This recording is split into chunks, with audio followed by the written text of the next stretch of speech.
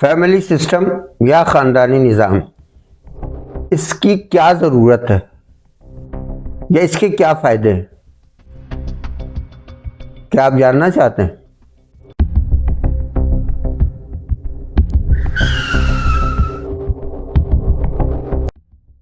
अस्सलाम वालेकुम नाज़रीन, मैं नजीबुर रहमान आपकी खिदमत में हाजिर हूँ अपने चैनल रुक जाएं पर।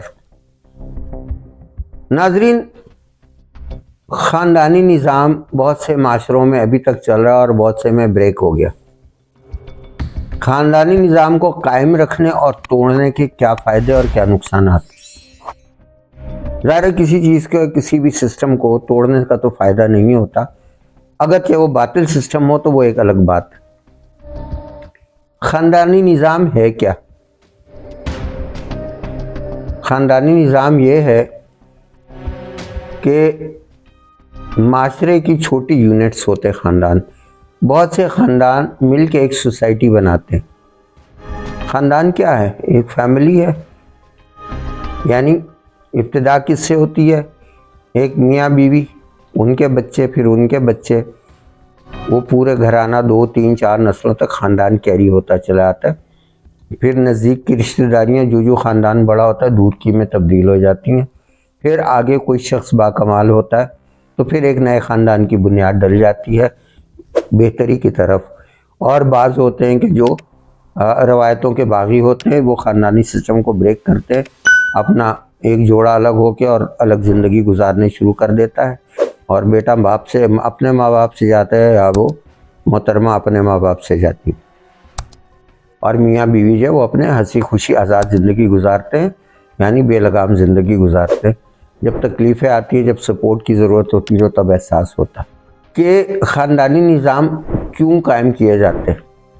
ख़ानदानी निज़ाम इसलिए कायम किए जाते हैं कि जैसे मैंने अर्ज़ किया कि ख़ानदान वो छोटी छोटी यूनिट्स हैं, वो छोटी छोटी इकाइयाँ हैं जिनसे मिलके एक सोसाइटी बनती है, एक माशरा बनता है। अगर ये इकाइयाँ अच्छी होंगी, डिसिप्लिन्ड होंगी, महज़ब होंगी, तो पूरा माशरा महज़ब बनेगा। और अगर ये इकाइयाँ बिखरी हुई होंगी, स्कैटर्ड होंगी, टुकड़े टुकड़े होंगी, छोटे छोटे, एक दूसरे की ही बागी होंगी, आपस में टूट फूट जाएंगी, तो माशरा कोई महज़ब शक्ल इख्तियार नहीं कर सकता। आप बिल्कुल इसकी मिसाल लें कि बाज़ बड़े अच्छे लोग होते हैं, आप घर में उनके दाखिल हो जाए, आपको दादा अबू का अदब बहुत नज़र आएगा, दादी अम्मी का अदब बहुत नज़र आएगा, और दादा अबू और दादी अम्मी का मिजाज भी आपको बड़ा बावकार और अच्छा नज़र आएगा। ये फैमिली सिस्टम का एक अच्छा असर है। अब क्या होगा? अब ये दादा अब्बू या दादी अम्मा का एहतराम और अदब और उनका बावकार और शानदार होना, वो किस लिए अच्छा है? जब वो उनका अदब होगा तो वही जब अपने माँ बाप को बच्चे दादा अब्बू और दादी अम्मी का अदब करते देखेंगे, नाना अब्बू या नानी अम्मी का अदब करते हुए देखेंगे, क्योंकि ज़्यादातर जो रवायत है वो दादा अब्बू के घर में रहने की है, नानी अम्मा के घर में घर दामाद रहते, तो इसलिए मैं दादा अब्बू की बात कर रहा हूँ। तो जब अपने दादा का अदब देखेंगे, अपने बाप को देखेंगे वो अदब कर रहा है, और अपनी वालदा को देखेंगे उनका अदब किया जा रहा है, तो वो बच्चे क्या सीखेंगे? अदब करना सीखेंगे। जब वो अदब करना सीखेंगे तो अपने माँ बाप का भी अदब करेंगे।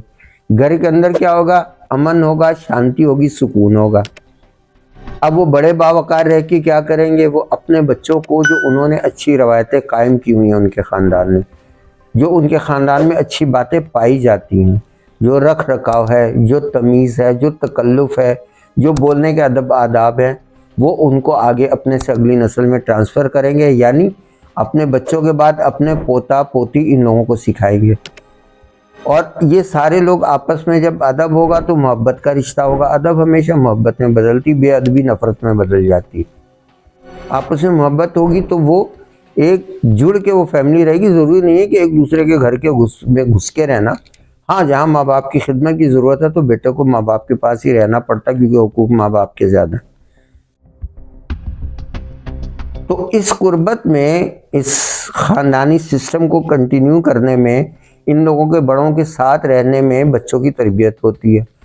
अब माँ बाप अपने बच्चों को लिया, बहू भी जो हैं वो उनको अच्छा नहीं लगा सासू माँ के साथ रहना, या अपने ससुर के साथ बेटे को भी समझाया और टेंशन घर में बार बार पैदा की, उसके नतीजे बेटे ने सोचा कि रोज़ रोज़ की टेंशन से अच्छा है कि अम्मी अब्बू से अलग हो जाओ, ठीक है इतना खर्चा देता रहूँगा महीने का।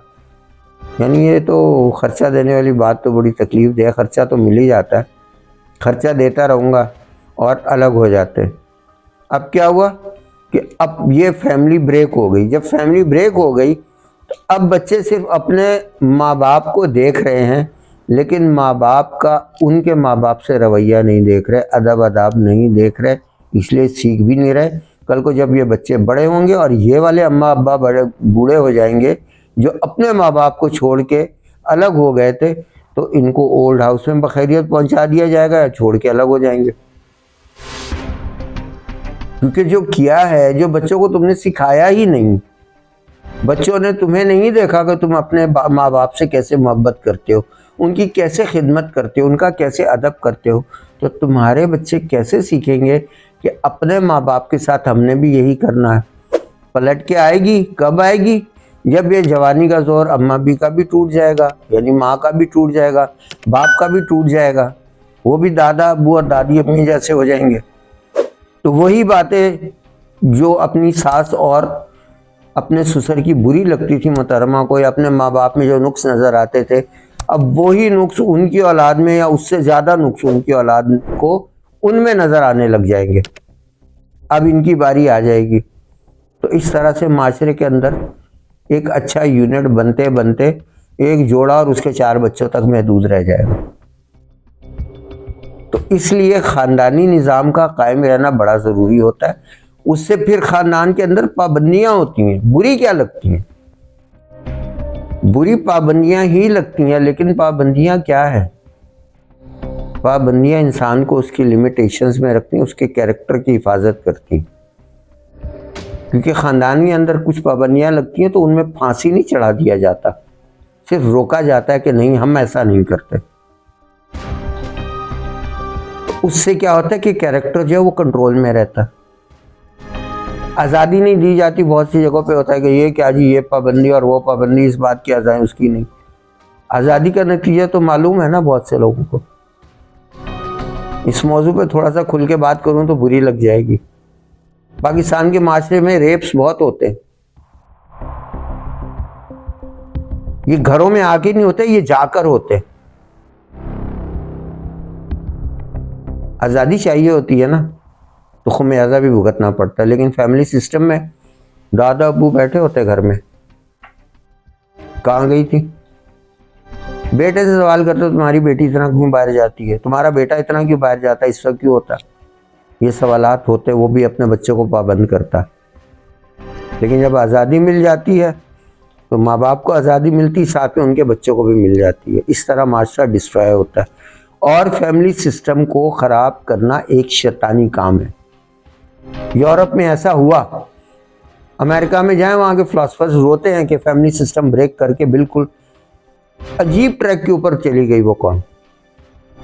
कुत्तों के ऊपर उनको तरस, कुत्तों पर उन्हें बड़ा तरस आता है, प्यार भी आता है, मुंह पे मुंह रख के चूम रहे होते हैं उनको,